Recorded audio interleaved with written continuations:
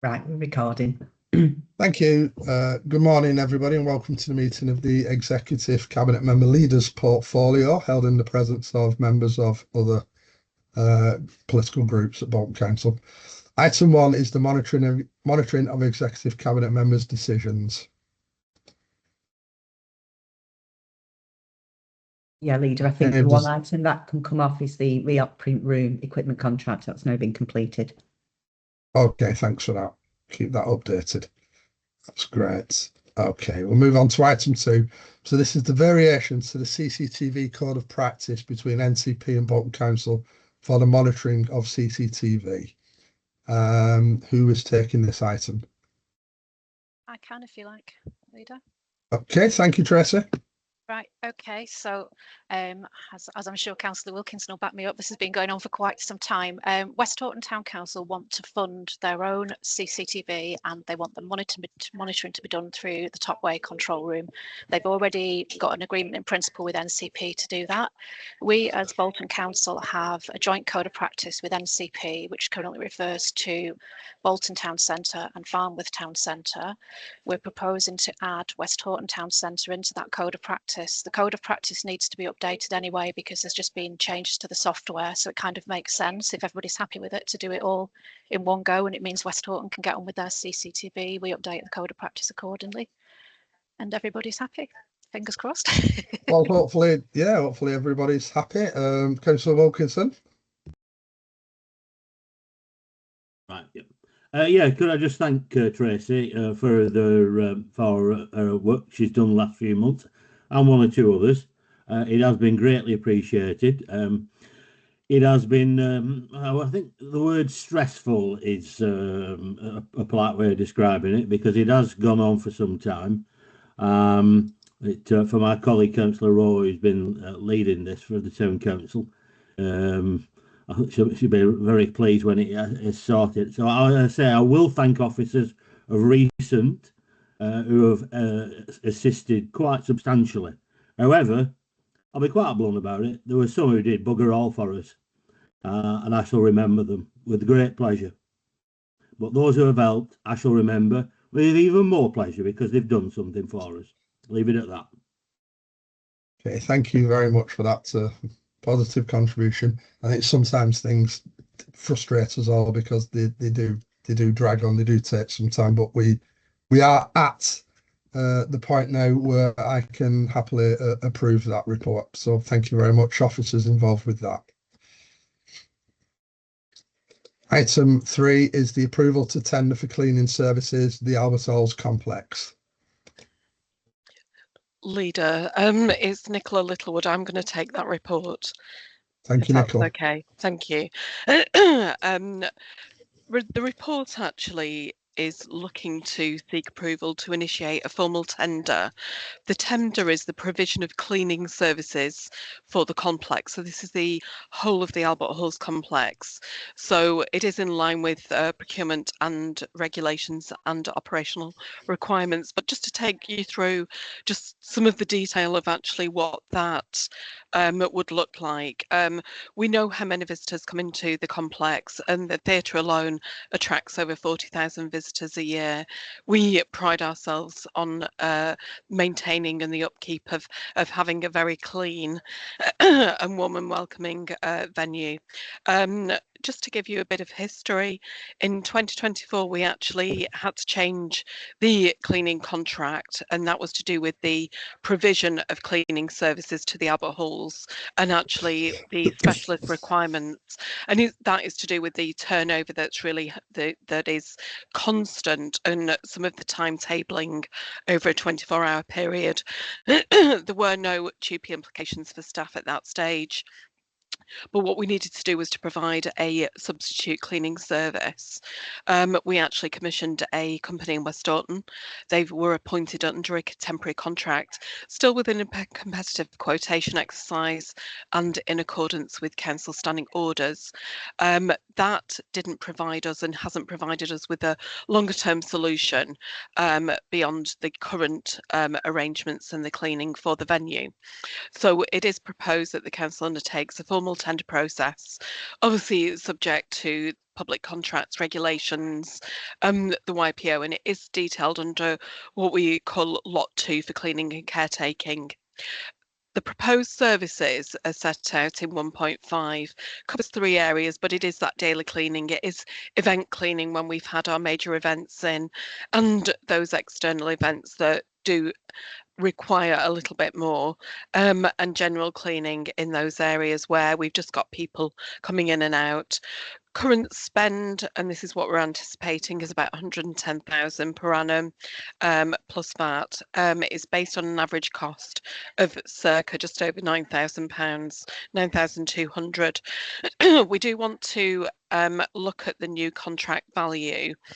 And because of the business model and because of some of the emerging areas and a business assessment being taken, we only want to do it once de-risk by just appointing to a 1-year contract with additional perhaps another 12 months and another 12 months.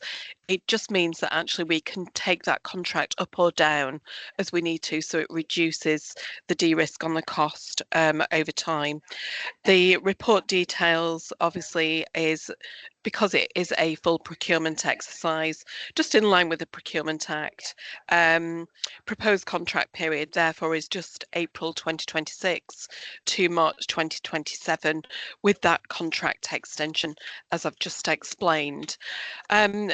Section 2.3 just talks about all of those areas, why we need the provision within the Albert Halls complex, because it is an external cultural venue. It is a flagship for Bolton. And then 2.4 explains the requirements of what the appointed contractor needs to provide. That will be very clearly written out in the specification. Just with the options, proceed with a tender process is the recommended option, that we can proceed to move that on into procurement regs and to see those costs coming out. Option 2 is to do nothing, but that means that we are outside and have a lapsed piece on our council standing orders and procurement legislation, and it provides us with operational and reputational risks to be able to host. Within the impacts and implications, the finance, as I've said before, the estimated cost is looking about 110,000 per annum. And we will endeavour, as always with procurement exercises, to look for, the value for money, the social value, the performance management. Legal just asked us to indicate that obviously legal option 1 is the only one, because it's compliance with health and safety legislation as well as the procurement. So recommendation for the report is to proceed with option 1, to delegate authority to the Director of Corporate Resources to undertake a formal tender process for the cleaning services within the Albert Halls complex, just for that 1-year period, but with options for the Council to subsequently extend the contract for 2 12-month periods based on what we're anticipating within the complex. Thank you. Thanks, Nicola. Just one quick question for me, which is why the limited? Just explain again why the limited time, 1 year option for 2 years. So within the Albert Halls complex, we're currently looking at a market assessment of, we know how many shows, so 49 shows that we've had. We've got growth in some of those shows. We want to look at actually where the business is. Meetings are coming back, conferences are coming back. The wedding market is there. So what we wanted to do was to build in something which gives us that flexibility based on a de-risk for business, so we can either uplift the business or we can actually downsize on some elements of the business. So what we wanted to do was to provide enough flex just to do it as a 12-month contract with an extension for a +1 and a +1 to be able to really adapt what the requirements are to make sure we've got the very, very best value for money based on the service that we will need. Thank you. That makes absolute sense as part of a longer term review. 40,000 visitors per annum is impressive, but we know that with a bit of work we can increase that number, thus making Albert Halls far more self-sufficient than it is at the moment. And clearly this is a no-brainer in terms of keeping it clean. and tidy. And we also note that it plays a major part in some of our flagship events as well, like Food and Drink and Dining Man, etc. So unless there's any other comments from members, I'm happy to approve that report. Thank you, Nicola. Thank you. Thank you. Now go on to item 4, which is the closure of PSP Bolton LLP. Thank you, Leader. I'm going to take that report. Thanks, Janet. Okay, thank you. So in 2011, the council entered into a legal agreement with PSP Facilitating to create PSP Bolton. This was to deliver 3 programs: surplus property, investment portfolio, and the accommodation strategy. In 2022, PSPF was sold to Chartway Living, and in the summer of 2023, they took the decision to withdraw the LLP model from the market. So this report seeking approval to formally dissolve the partnership and to withdraw all the legal requirements that the council's holding around that area. I'm happy to take any questions. Thanks very much, Councillor Grant. Thank you, Chair. Obviously, I've had some dealings with PSP through my friend Mr. Milne, who is with all the leaseholds that PSP sold at auction. What's happening to any assets that remain within the partnership? And I'm specifically looking at, are there any leaseholds still that will revert back to us? And if so, I'd just like to remind members here that council resolved that if any transaction occurred that we were to sell or transfer, that residents would get the right to first refusal of those leases to prevent what has happened with Mr. Milne ever happening again. So what's happening to the remaining assets within PSP? Do they come back to us? Are there any leaseholds, and what are we doing to offer these to residents? I think there's two. Yeah, there's 2 broad questions, and I mean the first question is really wrapped up around formally dissolving the partnership. Though, what is the structure that has already replaced it? The second question really is about the issue of residents getting that Councillor Grant described first refusal. So we'll take the first one first. So I can answer part of that question if that's okay. So the way the arrangement is at the moment, basically there's no transactions sitting within PSP. There's a value of £10,000 in it. That's the only assets that are left in there. Everything else has been sold or returned back to the council, which is funding not any of the leases. They were all sold at auction. £10,000 left in there. It belongs to PSP and ourselves, or sort of Chartway Living now. That is just going to cover the wind-up fees. There may be a small amount of that left at the end of the wind-up. If there is any money left, that will be returned back to the council based on the proportions, and that's based on the legal agreement. But there isn't any assets left in that now. It's just a shell. I think we need to be obviously clear. PSP was a specific delivery vehicle for disposal of specific piece of land. It wasn't the function that Robertson's had now back into corporate property. So is it Justin? Do you want to just, I'm looking at Justin to come in on part 2 of the question.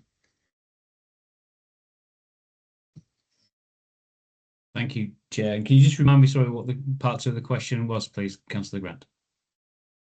It was in relation to the offer. I mean, it's kind of been answered anyway by Janet from PSP, in that any transaction where we are seeking to dispose of any revisionary leases, that we offer them the right of first refusal to residents, rather than just sending them out to auction. Or yeah, that's kind of sits with ritual down rules, which is effectively then the previous owner has the right to have them back again. So I think it's something we can investigate. But if Janet's confirmed that there's no more assets left in that special purchase vehicle, then I don't think that question now is relevant. But it's something I can sense check with the team if need be with Janet. Thank you.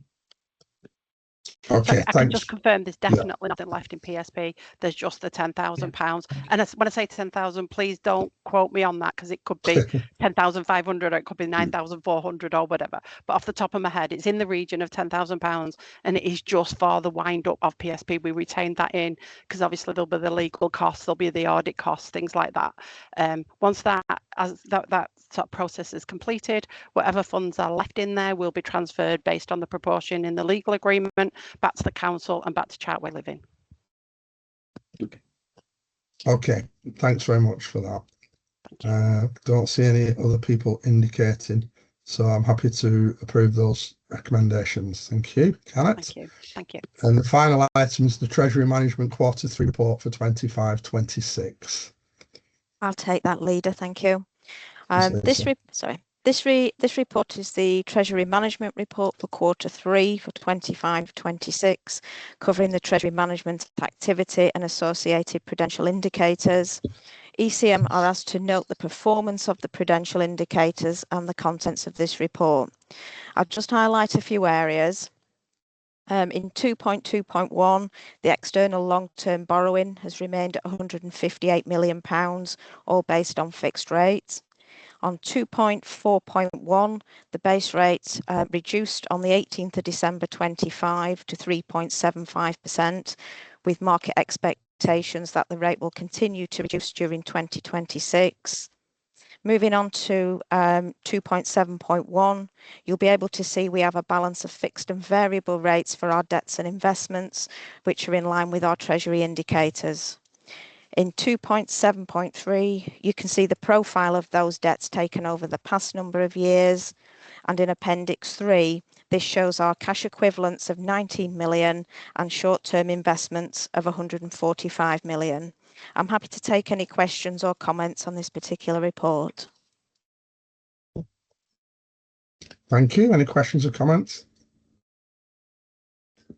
I think it's useful, just before we finish this item, this whole issue has been misinterpreted quite deliberately in the past by people, and it is worth remembering. I don't know if Graham or Lisa want to come in here, that council makes considerable income through this process of using cash flows to lend to other bodies. Just want to make a comment on that, Graham?